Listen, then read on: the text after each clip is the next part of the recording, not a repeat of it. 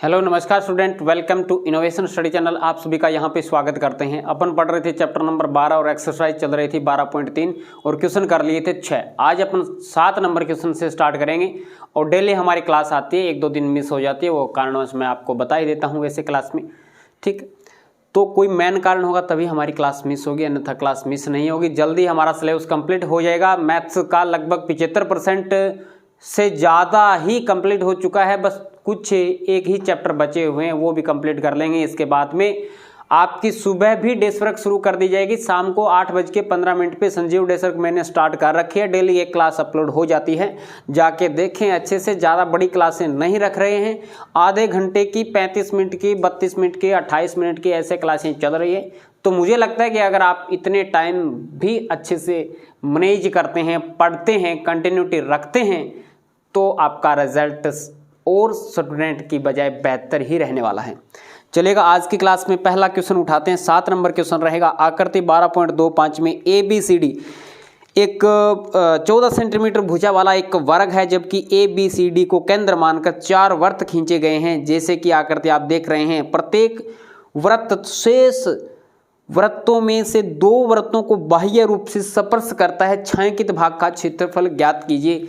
2 वृत्त हैं, वो एक दूसरे को क्या है, स्पर्श करते हैं, बाह्य रूप से स्पर्श करते हैं। सबसे पहले अपन क्या बनाएंगे विद्यार्थी, यहाँ पे अपन वर्ग खींचेंगे जिसकी भुजा रहेगी 14 सेंटीमीटर। ठीक है, ये 14 सेंटीमीटर भुजा का एक वर्ग खींचेंगे। अब ये बिंदु हैं, इसने दे रखा है ABCD, यहाँ से स्टार्ट किया इसने A, ये बिंदु B, ये A, ये B, ये बिंदु C और ये बिंदु D। इसको जैसे केंद्र मान के, A को केंद्र मान के एक वृत्त खींचेंगे, इसी प्रकार से दूसरा, इसी प्रकार से तीसरा खींचेंगे। बस छोटे बड़े थोड़े से मुझे लगता है कि बाकी चूंकि हो गए तो इसमें कोई ऐसी बात नहीं है। इस प्रकार की आकृति दी गई है। छायांकित भाग ये है भैया, छायांकित भाग ये है। तो छायांकित भाग तो आपको दिखाई दे रहा होगा इनके बीच में। इसका क्षेत्रफल हमें निकालना है। अब ये पूरी भुजा 14 सेंटीमीटर है, तो इसकी जो त्रिज्या होगी वो कितनी होगी, 7 सेंटीमीटर होगी।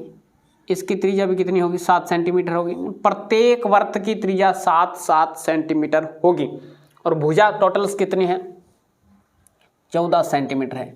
छायांकित भाग का क्षेत्रफल ज्ञात करेंगे। तो सबसे पहले जो दिया गया वो लिखते हैं। दिया है वर्ग की भुजा इज इक्वल टू, वर्ग की भुजा हो जाएगी 14 सेंटीमीटर दे रखा है। और आप जानते हैं वर्ग का प्रत्येक कोण 90 डिग्री का होता है। प्रत्येक कोण क्या होता है, 90 डिग्री का होता है, समकोण होता है। वह वृत्त की त्रिज्या, और वृत्त की त्रिज्या कितनी है, त्रिज्या है 7 सेंटीमीटर। अब छायांकित भाग का क्षेत्रफल बराबर, छायांकित भाग का क्षेत्रफल बराबर वर्ग का क्षेत्रफल ये माइनस में करना है। 4 गुणा 1/4 का क्षेत्रफल, 1/4 हो गया, एक त्रिज्याखंड हो गया है। और त्रिज्याखंड देखो 90 डिग्री का बन रहा है, एंगल 90 डिग्री का है, तो ये क्या हो गया, चतुर्थांश हो गया। तो चतुर्थांश का निकाल सकते हैं। और वैसे 4 चतुर्थांशों को मिलाने से एक वर्त बनता है, 4 चतुर्थांशों को मिलाने से एक वर्त बनता है। तो अपन वर्त का क्षेत्रफल भी घटा सकते हैं। वर्ग का क्षेत्रफल माइनस में वर्त का क्षेत्रफल मैं चतुर्थांश से भी करवा सकता हूं, दोनों से सेम आएगा। लेकिन अपन का टारगेट क्या है, प्रत्येक प्रश्न को सरल से सरल तरीके से करवाना है, तो इसलिए मैंने सरल से सरल तरीका अपनाया। वर्ग का क्षेत्रफल है 14 गुणा 14 का स्क्वायर, यानी पूरा एक्सप्लेन करूं तो ये हो जाएगा भुजा का स्क्वायर माइनस में वृत्त का क्षेत्रफल क्या होता है, पाई आर स्क्वायर। भुजा कितनी है, 14 गुणा 14 माइनस में 22/7 गुणा 7 7 से 7 कटेगा 196, माइनस में 22 आता 154, 22 आता 154, 2 और इत्थे गया 9 में से 5 को निकाल देंगे 4, 42 सेंटीमीटर स्क्वायर। तो छायांकित भाग का क्षेत्रफल कितना आएगा? 42 सेंटीमीटर की स्क्वायर आ जाएगा। इसके बाद में नेक्स्ट क्वेश्चन है 8 नंबर। आकृति 12.26 में एक दौड़ने का पथ है, रेसिंग ट्रैक दिया गया है, दर्शाती है जैसे कि बाईं और दाएं सिरे अर्धवृत्ताकार हैं। यानी आकृति बनाऊं अगर मैं तो इस प्रकार की आपको आकृति देखने को मिलेगी क्वेश्चन नंबर 8 में। इस प्रकार से कोई रेसिंग ट्रैक बना हुआ है जिसके बाएं और दाएं सिरे दोनों ही अर्धवृत्ताकार हैं, दोनों ही अर्धवृत्ताकार हैं और इस प्रकार से ये हो जाएगा।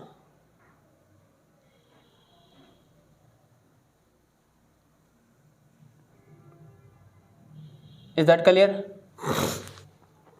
यहां से ये अर्धवृत्ताकार है, यहां पे लाइनिंग कर देते हैं, ये अर्धवृत्ताकार है, लाइनिंग कर देते हैं इधर वाला। अब बीच में देखो एक क्या बन गया, एक तरीके से आयत बन गया ना, रेक्टेंगल बन गया। यहाँ पे भी एक आयत बन गया।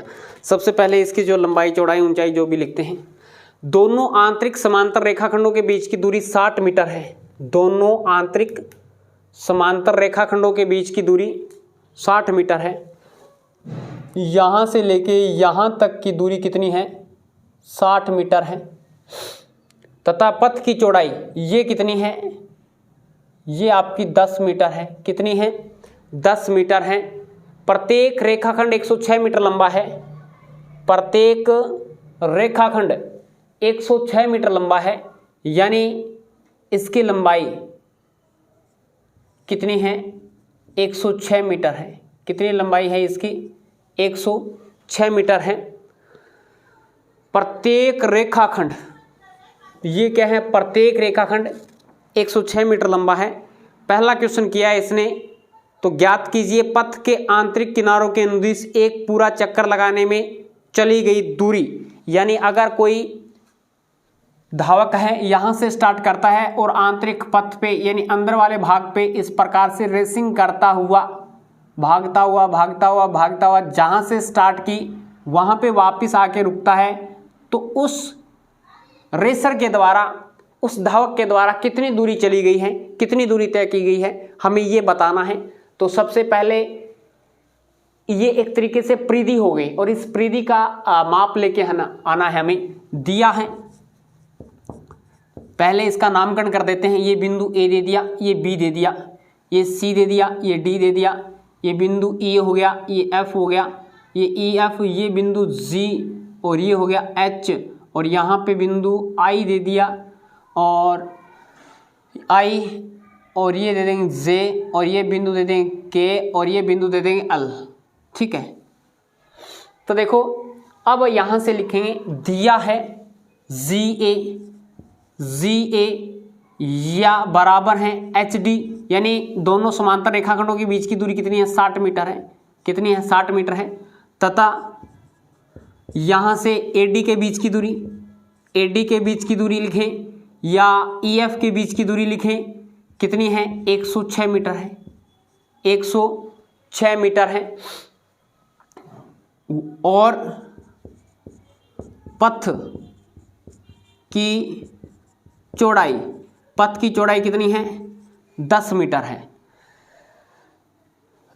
आंतरिक भाग में पहला है, किसी धावक द्वारा आंतरिक भाग में दौड़ने पर एक चक्कर में तय की गई दूरी। किसी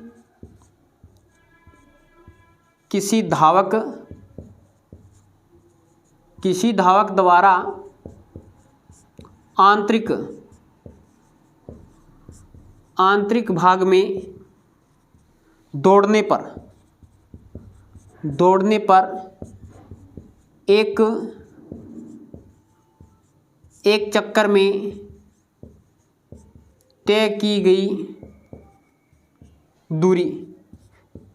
दूरी लिखेंगे एडी प्लस में डी एल एच, वक्र लिख दें यहाँ से वक्र DLH प्लस में रेखाखंड होगा HG प्लस में ये वक्र होगा, वक्र क्या होगा GKA,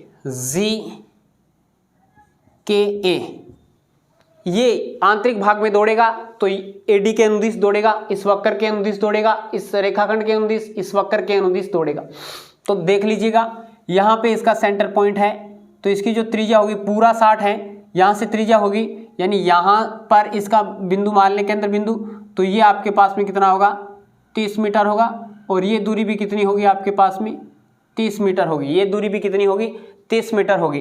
तो ये एक तरीके से अर्धवृत्त हो गया, ये भी आपके पास में एक अर्धवृत्त हो गया। अर्धवृत्त की परिधि, अर्धवृत्त की परिधि दोनों बन के ऐड होके क्या बनेगी, एक वर्त की परिधि बनेगी, एक वर्त की परिधि बनेगी। तो अब लिखेंगे AD प्लस में HG प्लस में वर्त की परिधि, वर्त की परिधि लिख सकते हैं ना, अरे वर्त की परिधि लिख सकते हैं। AD का मान कितना है 106 है, प्लस में HG का मान भी कितना है 106 है, प्लस में वर्त की परिधि वर्त की परिधि होता है 2πr, जबकि 106 और 106 कितना हो गया 212 हो गया, 212 हो गया, कितना हो गया 212, प्लस में 106 106 212 प्लस में 2 गुणा पाई का मान कितना है 22/7 और r का मान कितना है यहाँ से देख सकते हैं, r त्रिज्या है 30 मीटर है, पूरा व्यास कितना है 60 मीटर है, तो त्रिज्या कितनी होगी 30 मीटर होगी, तो ये आपके पास में 30 आएगा। अब ये कटेगा तो नहीं, कटेगा नहीं तो मल्टीप्लाई हो जाएगा, और मल्टीप्लाई हो गया अपन ऊपर की तरफ लिखेंगे तो ये हो जाएगा आपके पास में 212 प्लस में 22 दूनी 44, 22 दूनी 44 मल्टीप्लाई 30/7, तो ये बनेगा 212 प्लस में इसका मल्टीप्लाई कर देते हैं 0, 4 तिया 12, 4 तिया 12 एक 1320/7, ये आएगा 212 प्लस में 7 एकम 7 बच गया 6 62, 7 में 63 ज़्यादा हो गए, 7 8 56, कितना बच गया 6 60, 7 8 56, कितना बच गया 40, 7 5 35, तो ये आपके पास में आ जाएगा अप्रोक्सीमेट।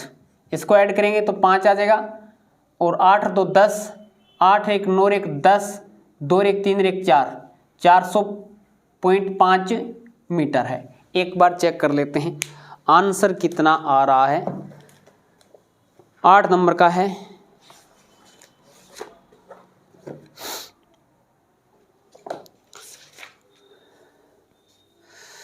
आपके पास ये आ जाता है। एक बार आपका जो आंसर दे रखा है बुक में 2804 मीटर/7 दे रखा है, 2804/7 मीटर दे रखा है। एक बार मैं इसको थोड़ा सा एक्सप्लेन कर देता हूँ। 7 चौके 28, फिर भाग टूट गया, यानी अप्रॉक्सीमेट वैल्यू यही आ जाती है क्या, भाग टूट गया 0 लग गया, फिर भाग टूट गया 0 लग गया, फिर पॉइंट लग गया, फिर हाँ ठीक है इतना ही आएगा, यानी 400.5 मीटर आएगा, 400.5 मीटर आएगा। Is that clear? समझ में आया सभी के? कैसे किया है मैंने, यानी हमें पथ की लंबाई निकालनी थी। दोनों अर्धवर्त हैं, 2 वक्र हैं यानी 2 अर्धवर्त की परिधि हैं। अर्धवर्त की परिधि को जोड़ेंगे तो एक पूरी वर्त की परिधि बनेगी, जबकि AD और HG दोनों बराबर दिए गए हैं। यहाँ से आपने लिख दिया है 106 है, जबकि हमने ये 2πr लगा दिया, r का मान हमने यहाँ से निकाल दिया, पूरा व्यास 60 मीटर है तो 30 मीटर इसकी त्रिज्या हो जाएगी। अब इसका सेकंड नंबर है।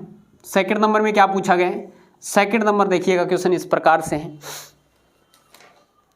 पथ का क्षेत्रफल ज्ञात कीजिए। अच्छा, इस पथ का हमें एरिया निकालना है। किस पथ का? जो मैं अब डायरेक्ट करूँगा ना, इसका हमें एरिया निकालना है, क्षेत्रफल निकालना है। क्षेत्रफल निकालने के लिए क्या करेंगे, 2 तो हमारे पास में ये आयत बन गए, रेक्टेंगल बन गए, और 2 हमारे पास में ये पट्टी बन गई, वक्राकार पट्टी, ये वक्राकार पट्टी।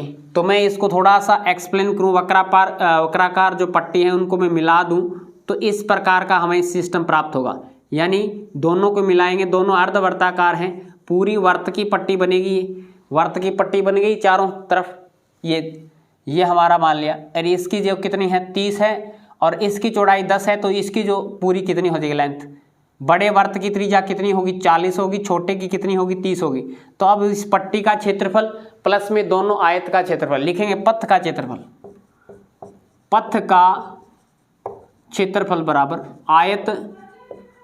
आयत A B C D plus में आयत ए बी सी डी का क्षेत्रफल प्लस में आयत कौन सा है ई एफ जी एच का क्षेत्रफल प्लस में यहां से इस वक्राकार पट्टी का क्षेत्रफल कैसे निकालेंगे, बड़े वर्त की त्रिज्या पाई r1 की स्क्वायर माइनस में पाई r2 की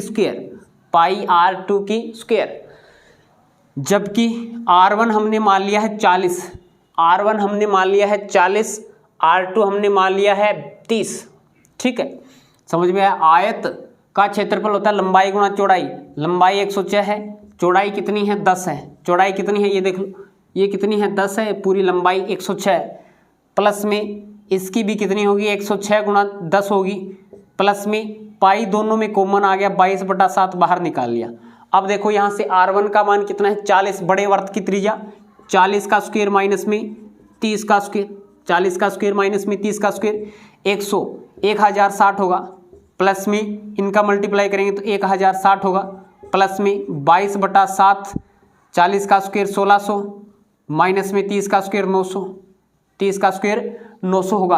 अब इसके बाद में 1060 2120 यानी 2120 होगा, कितना होगा 2120, प्लस में 22/7 और 1600 माइनस में 900 700 आएगा, इसको काटेंगे टड़ंग कितना होगा 100 होगा, काट दिया। अब इसके बाद में कितना बच गया 2120 बच गया, प्लस में 100 का मल्टीप्लाई 2200 के साथ में करते हैं, 100 का मल्टीप्लाई 2200 के साथ में करते हैं, 22 दूनी 44, 100 में से अगर 80 निकाल दें 4320, कितना आएगा 4320 और किस में आएगा मीटर स्क्वायर में आएगा। जो पथ है उसका जो क्षेत्रफल होगा वो कितना होगा 4320 मीटर स्क्वायर होगा।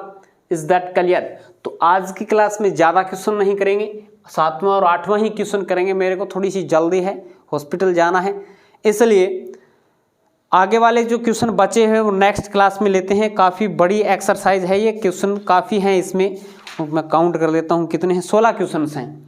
तो आगे बचे हुए क्वेश्चन अपन नेक्स्ट क्लास में रखेंगे। यहाँ तक आप लीजिएगा स्क्रीनशॉट दोनों क्वेश्चनों का, अच्छे से करना है।